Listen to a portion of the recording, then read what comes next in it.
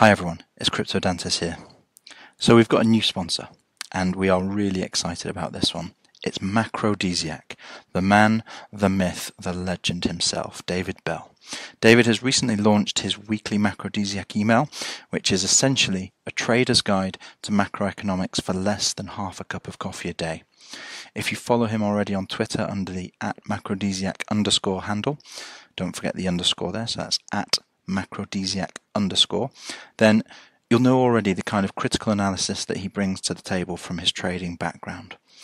You'll get a weekly email covering all kinds of macroeconomic themes and topics, from the likely impact and effects of central bank and government policy statements to David's own views on the markets and trade ideas he's looking at. So if you want to sign up to his newsletter, it's £24.99 a month. That's £24, British pounds and pence, £24.99 a month with 30 days free, and he'll soon be accepting Bitcoin. So if you're looking for a unique take on the markets, the global economy, and how it all hangs together, then sign up now. The link is in the show notes, so head on over there and you can sign up. And don't forget, we still have our other key sponsor, independent author Chris Hannon, who has penned a book that is being compared to The Hunger Games and Maze Runner, and it's called Orca Rising. That's Orca Rising, which has been nominated for the People's Book Prize. Head over to Amazon now and pick up a copy before Hollywood buys the film rights. You can't really consider yourself to be a crypto whale without having a copy of Orca Rising on your desk, can you? This is DAG Global, and welcome to Crypto and Grow.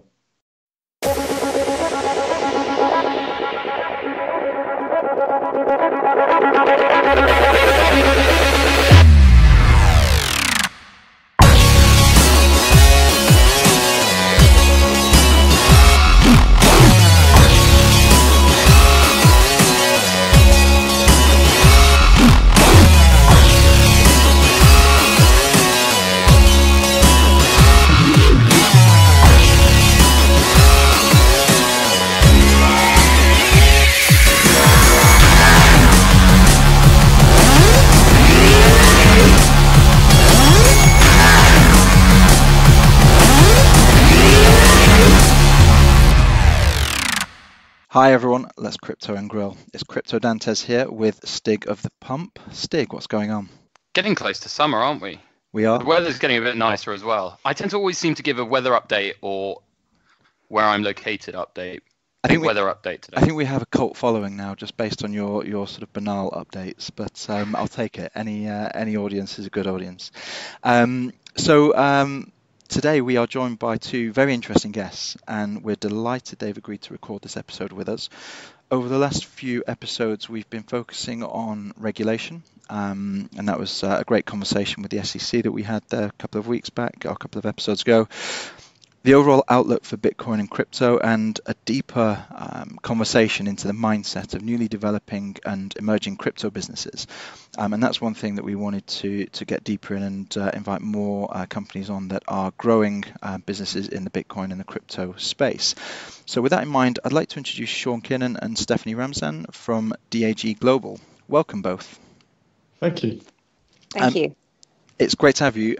So not many people will, at this stage, hopefully that will change in the near future, but not many people will be familiar with your business, DAG Global. So before we get into the detail of the podcast and explore it in more detail, why don't you give us your sort of 30-second overview picture of what it is to help people understand what you do, who you are, and give some context for the rest of the session. Sure. Thank you very much. DAG is a startup. We're seeking to set up a bank here in the UK that is crypto friendly. So we'll be banking both fiat for traditional companies in the SME space, and also crypto companies, which are currently largely unbanked in the UK. We're working with the regulator right now on our application, and most of our backgrounds are bankers or regulated persons. So we understand, we hope, what the regulator is looking for. Okay, so is that something that is new? Has it been around for a while and it's changed shape, or is it completely ground up build because you've seen an opportunity here that looks like this space is going to explode and you want to exploit that? Yeah, so DAG's been around for over a year. Obviously, it takes a while to get a new banking license from scratch. So we're still in the progress of doing that, but we anticipate the initial approvals by end of this year. and full approvals hopefully next year. There are currently no banks we're aware of in the UK that actively accept crypto companies, even for their sterling or euro deposits. So we're quite excited to get this set up and help that sector grow. Okay, and so before we dig into the detail of what DAG is, I guess at a deeper level, what are the backgrounds of yourself, Sean, and yourself, Stephanie? So I've worked in financial services for just over 15 years. Majority of my experience have been in sales and trading roles. Started in the city in 2005 with Bloomberg in a sales role. Then from there, I went into equity derivative sales trading. I've also worked in corporate finance houses and also consultancies. Sean and I have known each other as friends for quite a few years now, and we decided that we wanted to start something together. And a mixture of sort of my sales experience and Sean's more practical experience within the crypto world, which he'll tell you more about. So it seemed like a good combination. Cool. Thanks, Stephanie. So I've been a banker for a while. I moved to the UK in 2010 within Credit Suisse to build a new UK bank within one of their divisions. So I've been through that rodeo with the FSA at the time. And a few other members of the team, including our CFO, Claire Bright, have also built banks before, been in startup banks. And she was the head of treasury for EGG, the first digital bank in the UK. And my own background most recently was as the London COO of the first bank in the world, which was a Swiss bank, to do regulated banking for digital assets. So working with the Swiss regulator, then the UK regulator now, we're looking to do, we hope, something that will be quite innovative for the UK PLC to grow the digital economy here. And so how do you guys get together, and how did the concept behind DAG come about? So DAG came about initially in my last job, actually. I was getting lots of cold calls from UK companies just asking for bank accounts. And unfortunately, my last bank didn't really accept SME or corporate banking accounts. It was a private bank. And corporates have very different requirements to individuals. They need payments made, they need rapid service and low cost. So what Stephanie and I were discussing is how do we get this going in a way that could meet the demand of clients? And we thought the best way to do this was by setting up a new bank. And so we formed a team. We mentioned Claire, but there's quite a few of us now to get that going. So once you'd developed the concept or decided that there was an opportunity here, how did you hone in on what the sort of value proposition of DAG Global was or is? Is it a result or a reaction to the fact that a lot of people that set up businesses involved in cryptocurrency or Bitcoin cannot access traditional banking partners? For one reason or another, they seem to be having trouble getting bank accounts. Or is it actually what you're seeing here is an explosion in blockchain technology, a new wave of customers looking for a different relationship with their bank, and you're trying to tap into that? Or is it a bit of both? Keen to get your thoughts. Yeah, I think it's a mixture of both, but surprisingly to a lot of people who have got to know us and been following us and our investors, it's actually been more driven by the former rationale you mentioned rather than the latter. We're not here to just make a quick buck on the fact that there's, a lot of explosion, as you say, in the blockchain and crypto community and looking to make a quick buck off the back of that. What we're doing is confronting a really fundamental problem in that banking is quite broken, in our opinion. So this is very much translated through the lack of banking facilities for the crypto businesses, but it's actually indicative of a much more fundamental and broader problem across the space, especially in the UK and Europe. So what we started with is, okay, there's a core of our product and our banking proposition that will be to bank crypto companies. But we saw a much bigger scope for what we're doing and going out into the SME space using digital instruments, whether the companies are crypto-centric or not. They could be an SME, a technology firm, an accountancy practice, an agricultural business, but all of these people come under what some people refer to as the underbanked or the unbankables, especially if they're startups or fintechs, for example, a lot of new fintechs that's springing up in the space, and just because of their lack of maturity are struggling to get bank accounts. So yes, back to the original question, USP, the core from day one is banking these crypto clients, but the opportunity is much, much bigger, and that's come from a breakdown in the banking system over many, many years. I'm going to dig into this a little bit more because this is actually a challenge or an issue that I've experienced firsthand with our companies. And the question that I have is actually, what is the differential that you offer, or what is the solution that you offer compared to other potentials in the market that are doing this, and what I feel other potentials in the market that aren't doing this particularly well at this point in time? So kind of what's your solution to the problem, and actually potentially could you break down the problem a little bit further for us? I think first of all, let's tackle and define what you call the potentials in the market. We know for a fact that there are no banks in the UK that are set up to, as a specialist bank, accept crypto companies. So right now it doesn't exist. In terms of so-called competitors, there's no one in the UK that we know is out there looking to do what we're doing in the same way. The banks that people are going to, crypto companies in the UK, are having to go offshore. They're having to go to small banks in strange and murky jurisdictions, or they're having to go to the US to some decent banks, which are regional banks that have set up and opened their arms to the crypto community. But it's very inefficient for a bank in the UK, a company in the UK, to have to go and do their banking in the US. That makes no sense.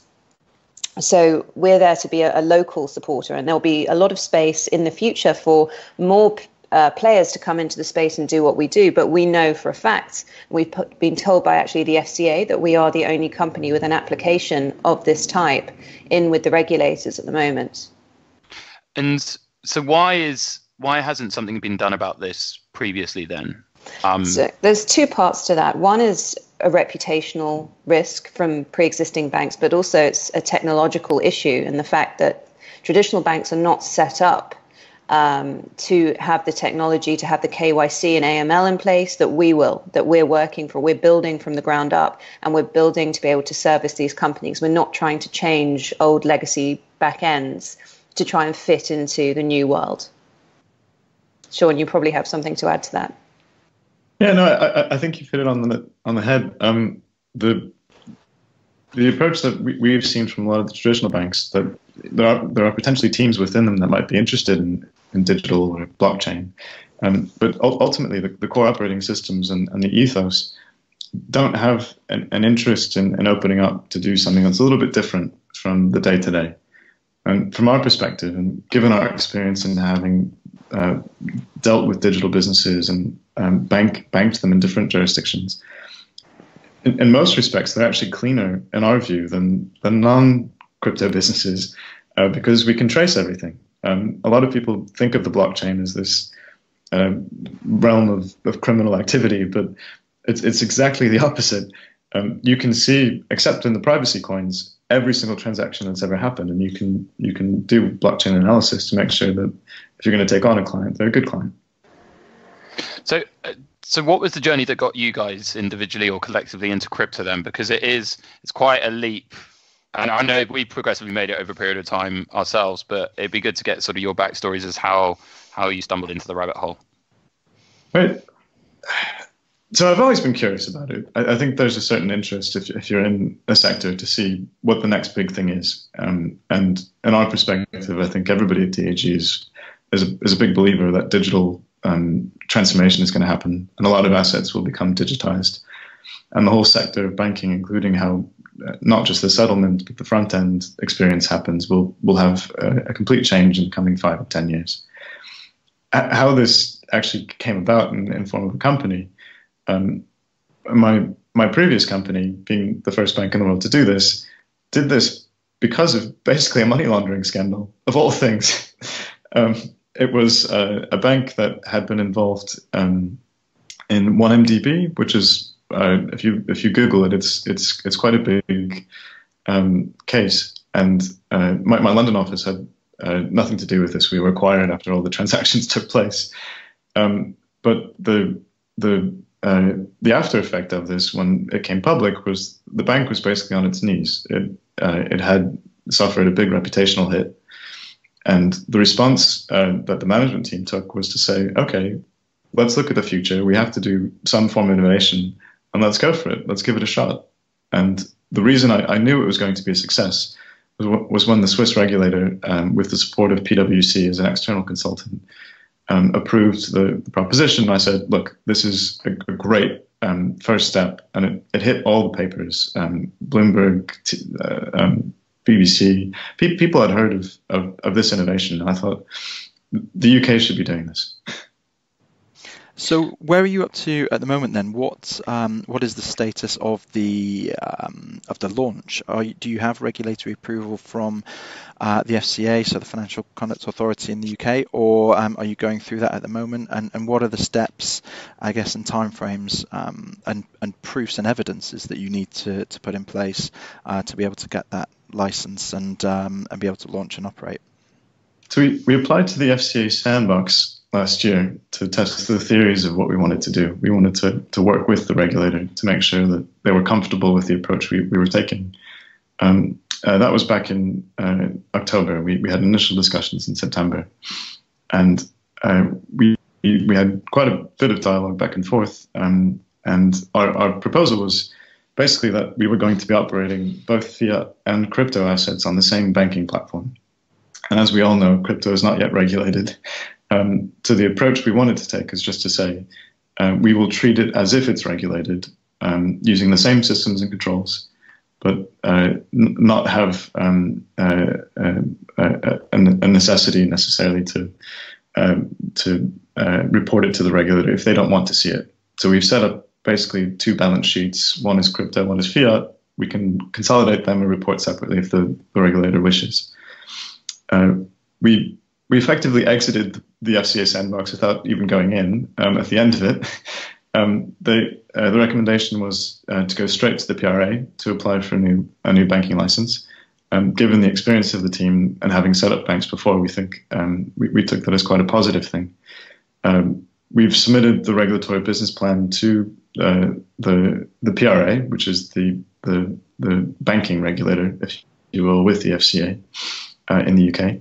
And we're going through that process now to go through and get a banking license. I mentioned the deadlines before, are hoping to get up and running as a bank by end of this year, but that will be by what's called the mobilization route. So we won't have full permissions to do every activity we will do when we get the full banking approvals, we hope, next year. Excellent. Just in time for the next explosion and bull run, and yes, you get everyone locked in before the crash from 100k down to 10. Excellent. So it's great to hear stories of the UK sort of leading in this place or in this space, or at least taking really positive steps. It's really interesting to hear what you're saying about the regulators there, because I guess there's somewhat of a conflicted view of regulators. Some people see them as adversarials to be beaten and to sort of get one over on. Other people take the approach, actually, no, look, they're the good guys. They're looking after the customer, and as long as entities like yourselves are setting up, doing everything the right way to protect customer interest, then there's going to be no issues with regulation at all. So it sounds like you've already addressed that and struck the right balance with them. So well done, I guess, is my comment there, rather than a question. And we're done. That's a wrap. Yeah, we finished early. But I was just keen to get your take on the fundraising side, because I know, Stephanie, I think this is an area of interest for you, or of your sort of expertise. I believe you just finished a Crowdcube raise. Is that the only fundraising you've done to date? Was there previous rounds? And what are the next stages in the future to get you to where you need to be to launch? So that was our seed round, and that was our first funding round. The founding partners self-funded the business for the first year. We didn't want to just go and raise money on a whimsical idea. This time last year, as much as we believed in it and knew that we could be filling a very big U-shaped hole in the market, we knew that we would have to make some actual steps and show something tangible to potential investors to get the right people on board. So we started the seed round a few months ago.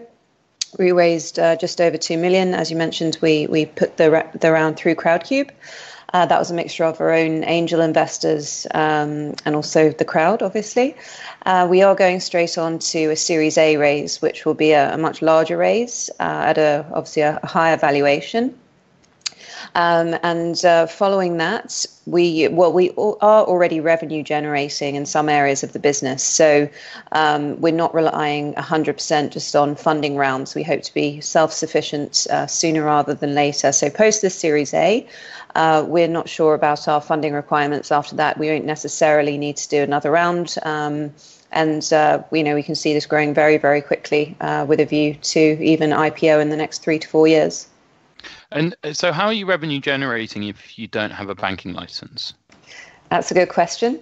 Nothing untoward at all. Obviously, the crypto side of the business, that is unregulated. What we're getting a banking license for is to actually be providing banking facilities, transactional services, lending facilities, and giving people bank accounts, ideally self-clearing with the Bank of England. What we're doing already are business areas that many other people are also doing, but we will be able to leverage once we have our banking license and really scale up. So the business areas at the moment that are up and running, one is an OTC trading desk. Another one is a lending product whereby we lend with a partner using their balance sheet. They're a regulated company both in the US and UK, and we lend fiat against cryptocurrencies, against the top three. We lend 65% LTV, and there's an arrangement fee and an interest rate locked in for 2 years. And we also work on a bespoke basis as well for clients who are looking for shorter term offerings. Another area of the business is our sister company, which is called Quince Capital. And this is a direct investment platform for mainly family offices and ultra high net worth. So we are effectively raising equity for growth capital for companies all over the world who are looking for funding partners. Mm-hmm. So there's actually many facets to DAG. Yes, many, and there'll be many more. So sorry then. So the thing that you're raising for specifically then is to build the bank aspect of that. Is to build the bank. Yes, those other parts are they feed themselves. But what we're raising for, especially with the Series A, half of the raise will be regulatory capital. Okay. And can I ask a very stupid question? What does it actually take to build a bank? Because I'm imagining like some bulldozers run in, a big vault wheel rolls across your vision, and you start building an actual bank. But what does it take to build a bank? I think Sean's best to answer that question, given that he's done it before. It's a very good question, and I think I got a very similar answer to that as you just outlined once or twice, including from my grandmother. So.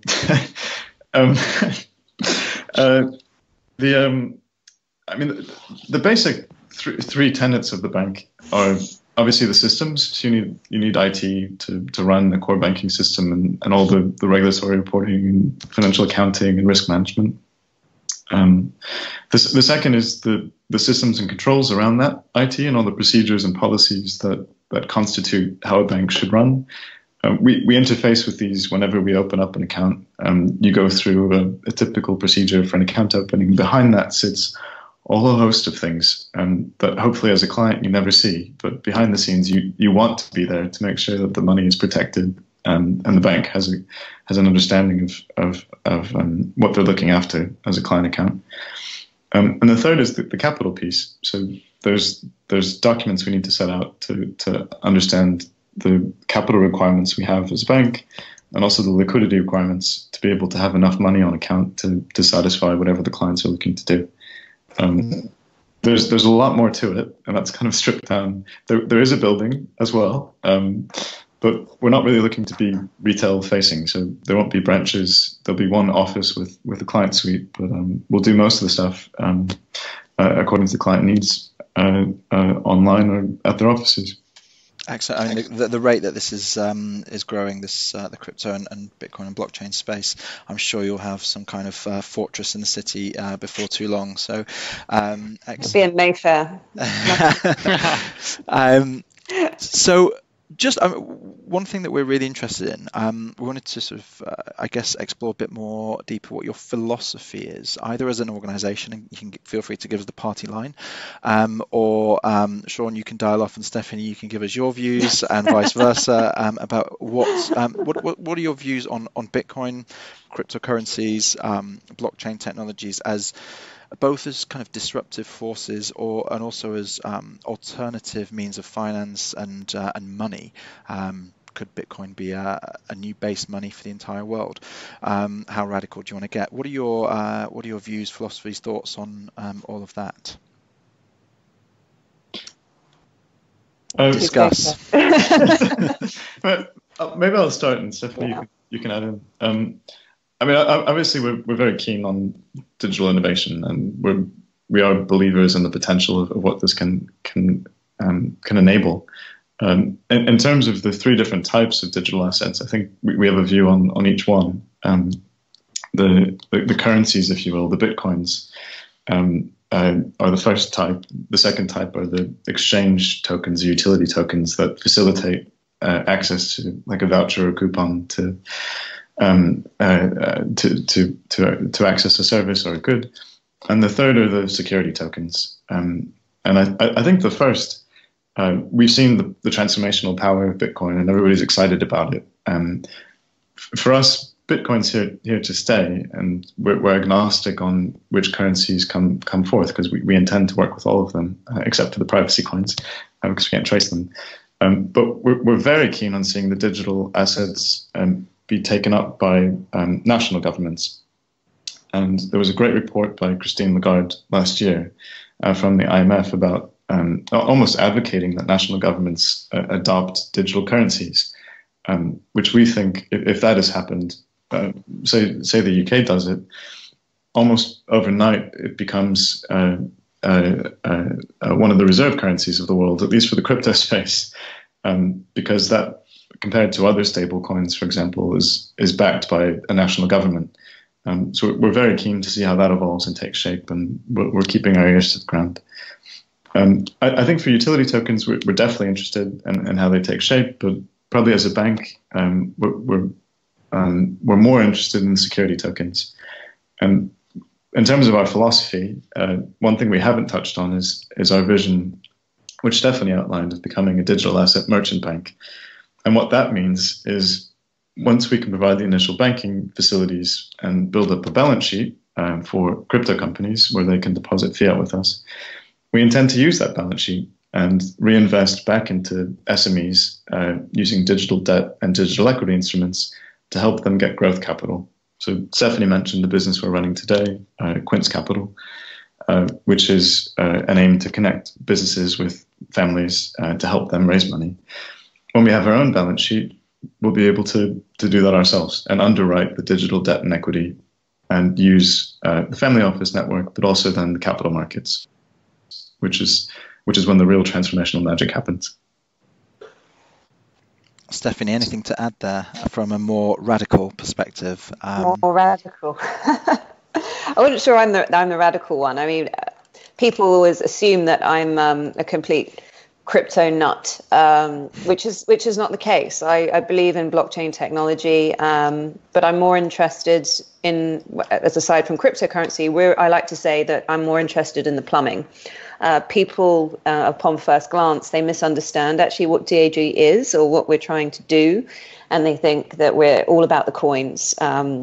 And then when I explain to people, no, we're actually just a regular bank in some ways, but we're just giving accounts to crypto companies, and people are very unaware of the institutional problems within the crypto world. So I wouldn't say that I'm too radical. I mean, I first came across the B word, Bitcoin, probably about 8 years ago. I was working on an equity derivatives trading desk, and the story came out, I think, on Bloomberg about the pizza guy spending 10,000 Bitcoins on pizzas. And of course, few people on the desk who were the big gamblers at the time. And what is this Bitcoin? I'm going to buy some. And I really wish I had followed their lead at that point, but I didn't. So I'm much more interested and curious when it comes to the broader applications of blockchain. DAG in partnership with the APPG for blockchain last year, we released a report about various industry applications of blockchain. And I speak at various conferences. I was just at the European Blockchain Convention in Barcelona. Obviously, Barcelona was last year, Copenhagen last week. I was there to talk about DAG and the banking side, but I went very tangential and I started talking about blockchain for charities, blockchain for land registry, blockchain for health records, blockchain for diamonds, blockchain for fine art, because I find that whole space fascinating. And obviously, as a bank, we can expand, as I'm ready, launch into digital vaults, and we can be involved, in this world as well. Not just about, giving people a fiat account to transact between their crypto and their fiat currencies. So it's the possibilities are endless. Excellent. So it sounds, not to put words in your mouth, that you're building a crypto infrastructure on top of the existing system and integrating deeply with it, rather than building an opt-out system. I guess if you want that opt-out system that gets away from central banks and existing infrastructure, just use Bitcoin, just use privacy currencies and these other things. But if you're more interested in integrating your banking operations and your day-to-day life with I guess an entity that blends the two worlds together, then DAG Global's the choice. Yeah, we want to be a bridge between the old and the new worlds, and we want to go actually back to the a very traditional merchant banking model, but by using 21st century digital instruments to do so. And so going back, and then you talked earlier about the unbankable. Why is the focus predominantly on those that are related to crypto rather than the broader unbankable in business? Well, day one, the focus is on crypto because that's where there's actually an emergency in the system. The emergency is that there are plenty of very legitimate, very successful companies having to go offshore, facing all sorts of issues, whether it's transactional issues, extortionate fees, because they're being taken advantage of. And these companies, a lot of them being UK companies, they need to have a bank here that can facilitate their needs. So that's the urgency. And then growing out from that, we can prove the model from day one with the crypto companies, and then we can look to build out the merchant banking side using, for example, digital bonds, digitization of equity to go into the broader SME space. Sean, anything to add to that? Oh, I think you did very well. Thanks. Great feedback. So from 10 out of 10. So from an end-to-end perspective, as a organization trying to set up an account with you, are there any other end-to-end efficiencies that you can deliver because you're starting from scratch? And I think my understanding is that there can be as much as a 3 to 6 month lead time between approving loans, mortgages, or other sort of getting other banking arrangements in place. Is there anything that blockchain technology, digital asset integration gives you as a competitive edge, or is actually that just a result of re-architecting the system from the ground up and being able to start afresh? It's a really interesting question, and I think it's something that from day one, given that our focus is on speed to market, just in getting the systems up and running, we probably will have a view towards doing some pretty interesting things in the near future, but the basics will be what we focus on. In terms of the potential and what we see happening, obviously being digital, it can be real time. And we see in the fiat space, settlement times can take several days. And if you can digitize a fiat currency, say that initial example I gave with the national government having a digital coin, or use a stable coin, the idea of a settlement in real time also for fiat becomes possible. And that reduces a huge amount of risk in the system for delays in processing, etc. In terms of the operational benefits you outlined for, say, loan applications or approvals for structuring things, we think that's where the real value add will be, but probably not from an industry perspective right away. We think payments is probably the first area that really needs to improve. And the structuring of bonds and equity, we're seeing now take shape on initial levels in sandbox activities around the world. But there's as yet no major exchange that's listing, say, a digital bond. So our intention is to work with partners, as many as we can, that are leaders in each of these respective fields, and just provide them, as Stephanie said, plumbing or infrastructure to let them do their innovation. So if we were to take the conversation onto the current status quo, in my mind, is this not a particularly risky venture, moving into or creating a new bank, a new bank structure kind of traditionally on a new infrastructure, when there's so much talk around a massive global bubble that's happening, that we're heading towards the next great financial crisis? Is this the wrong time to be launching a bank? Is the question I have. I mean, when is the right time? I think to a certain extent, we think that adversity or challenge is where the most interesting things come out. We think digital assets are here to stay, and a player that can help them grow, even if there's turmoil in the rest of the economy, will have a space. We're hoping to see that, of course, if there is any downturn in the economy, that we're definitely in it for the long haul ourselves, and we think that we'll be able to ride through, because we've been building, as Stephanie mentioned, the business on a bootstrap. We've been funding ourselves. We're not building up huge costs, and if the market forces us to continue to be mindful of the bottom line, we will do so. So taking that onto the global, the current global economic status, what are your takes on it? What are your views on it? Because it's something that we end up inevitably discussing quite a lot. I think there's a lot of uncertainty, and that's obviously stemming from, especially in the UK, our current political situation. But that's a whole other podcast, which I'll leave you to find other better placed candidates for. But even that, in a way, has been in our favour to some extent. Obviously, we're working with the regulators, which are government bodies, and the UK realises that they're in a situation where we need to, as a country, be innovating. We need to be moving forward.